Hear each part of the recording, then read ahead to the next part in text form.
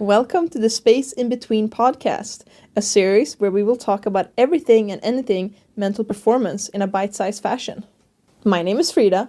And my name is Sienna. We are certified mental performance consultants from Ireland and Sweden. I'm from Ireland. Frida's from Sweden. Yes. On this podcast, we will share our knowledge and passion for all things sport and performance psychology. This includes all things mindset, exercise, sport, everyday life, and insights into how we help ourselves and others with developing our mindset. All right, Frida, what is today's topic? What you say matters. And more specifically, what you say to yourself matters. Ooh. I know. You know, this is actually something that I've been thinking about. Well, I think a lot about these things. But especially the past week and a half, I would say. Like how important our self-talk is. And kind of the narratives that we build around the things that we tell ourselves. And we might not even be aware of, those things. Or it might be automatic. Or just, like we're not, like... How often do we purposefully think about what we're telling ourselves? Yeah. And I mean, we are constantly talking to ourselves, even if we don't admit it to other people. Oh, but 100%. We constantly have a thought process going on. So it is interesting that a lot of the time we don't think about how that's impacting us. Yeah, absolutely. And yeah, just even for myself, and maybe you can relate this too, like we have thousands of thoughts in a day. That doesn't necessarily mean they're all true or true, either or, but they're constantly appearing. And like, how often are we purposeful with what we're saying to ourselves, and how often do we let maybe things slide that can be unhelpful, or maybe we don't catch that it's just kind of happening. Yeah. So why do you think it is important for people to become aware of what they say to themselves? For many different reasons. And I think one of the, I don't know, there's more behind this, but what you think you become in a way. And that's not to say that just because you think something, you're going to become that, whether that is good or bad, or, whichever way in the spectrum you want to put it. There's way more behind that than that saying, But if we let something constantly be true, or not even be true, but if we constantly tell ourselves certain things in a way that will become our truth, because it impacts, what we say to ourselves impact our thoughts, that impacts our feelings, and then eventually that can impact our actions. And that, kind of triangle can go all kinds of ways, back and forward, around the one way, around the other way, but it all has an impact, right? Yeah. So if we're constantly telling ourselves things that maybe aren't helpful, like what kind of story is that creating for us, Can you give an example of like how that triangle works? Yeah, so a simple example, and we'll use a workout one because, it's easy. For example, maybe I tell myself that I'm not a runner, and then I don't feel particularly excited about running, and then in turn, I don't go out running. So then if you are, avoiding running for whatever reason, you're not going to get better at running. Yeah. And that's just a silly, simple example. And even think about that for ourselves. Well, when we ran our half marathon and then a marathon, before that point, even if I had played soccer my whole life, I was like, I'm not a runner. Yeah. Like, I don't do running. So I never did running. And then with time, that narrative changed. And now I love running. I love long distance running and the feelings that come with that, So we can change that narrative. Yeah. With what we tell ourselves.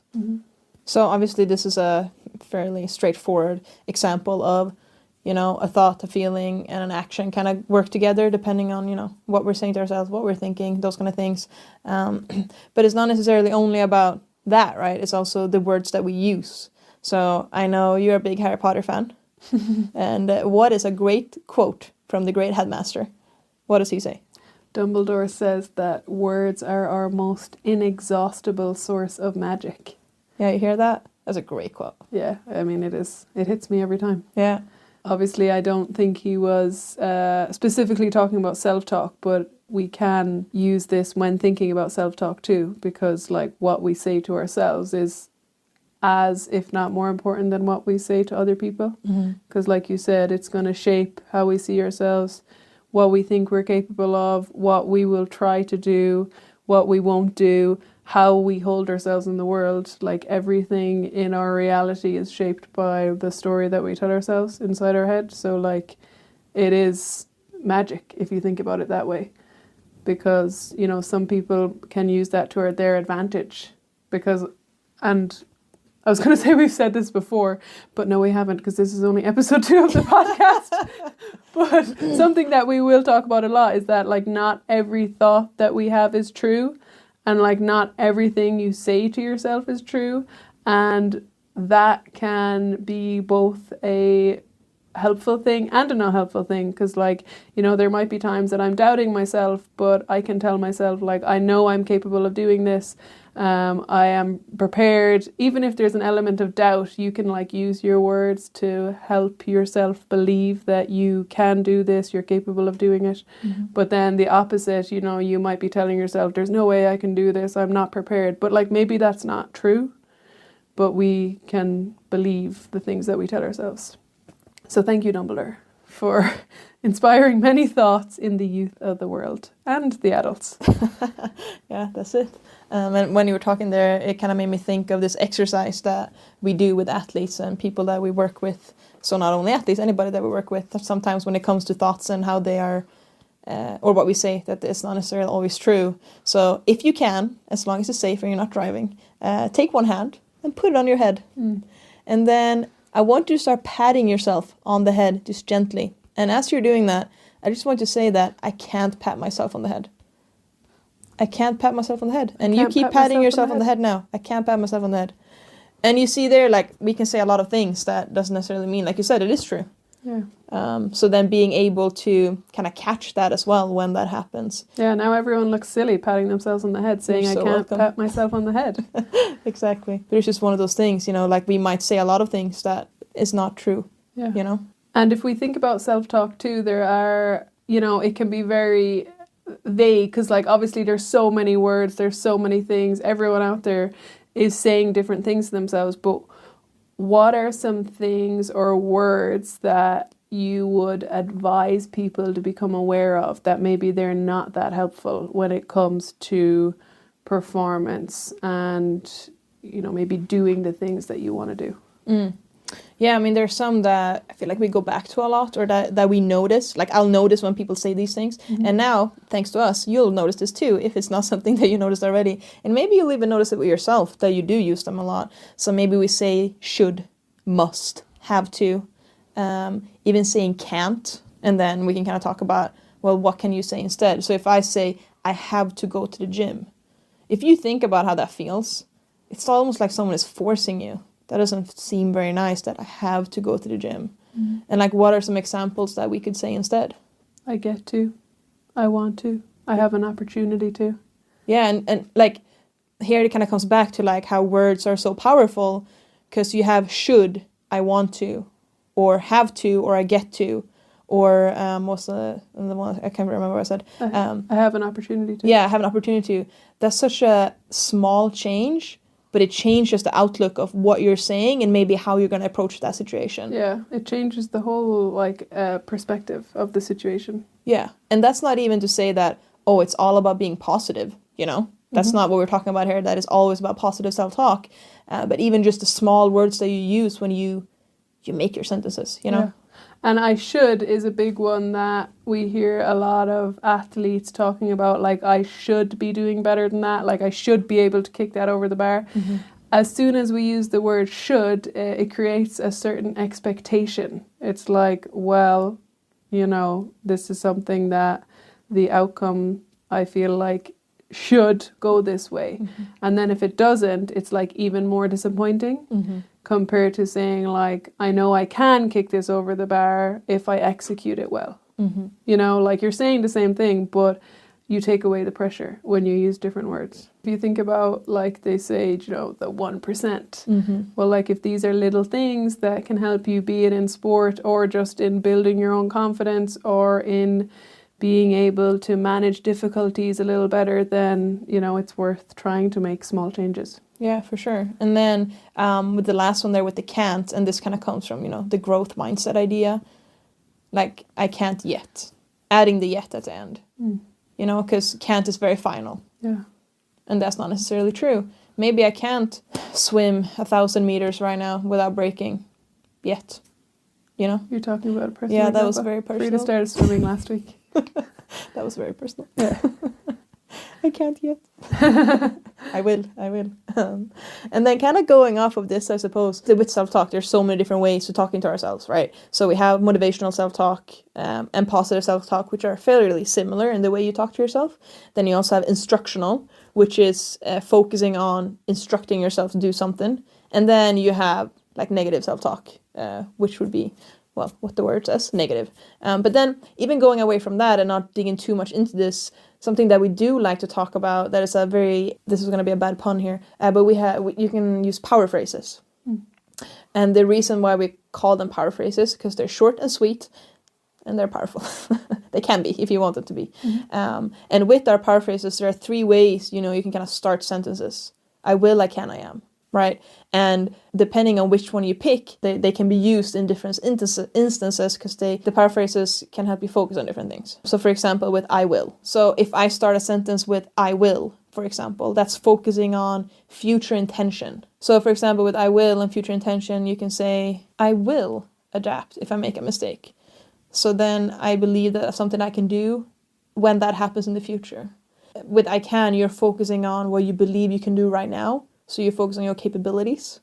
So I can be flexible in my performances, or I can perform with confidence. I mean, there's so many different things that you could say to yourself, whatever relates to you, right? And then lastly, we have I am, which really is the most powerful, because when we start a sentence with I am, we are talking about who we believe that we are as a person or as a human. I am adaptable. I am strong. Compared to I am weak, So even thinking about how we use those sentences in everyday life. Yeah, and sometimes, I mean, if there's one thing that I hope we exhaust is that we don't even notice when we do say stuff like that, like, oh, I'm weak, or I can't do this instead of I can, or, maybe after a poor performance, like, I'm no good at this. And we don't even think twice about what we say and how we say those things. So, like, if anything, like building that awareness, like, what do I say to myself, especially in more difficult situations? Because it can be a little bit easier when things are going well to maybe speak to yourself in a more helpful way. So, like, if you are an athlete or whatever your performance domain is, work, school, like thinking about that, like, how do I talk to myself in these situations? Yeah, and something that I thought about when you were saying that is, especially maybe if things didn't go the way we wanted, we tend to be harsher on ourselves. So even here, there's a space to separate you from what you did and who you are. So for example, let's say I played a bad football game and I say I'm a bad footballer. Because maybe my performance wasn't as good as it could be, right? Yeah. Just because you have a performance that's subpar doesn't mean that you're a bad footballer. Yeah. Right? So we can say, I didn't perform like I can. I'm still a good footballer. Yeah. Like there's a big difference there with how Yeah. you phrase that. Like one of them is like personal, like I am bad at this thing. Yeah. And the other one is acknowledging that I didn't perform my best, but that doesn't impact my abilities. Something that I like to often think about with that is to critique my performance and not myself. So like, I didn't do that well, but I am still a good athlete. Not even still. That makes it like, oh, I played bad.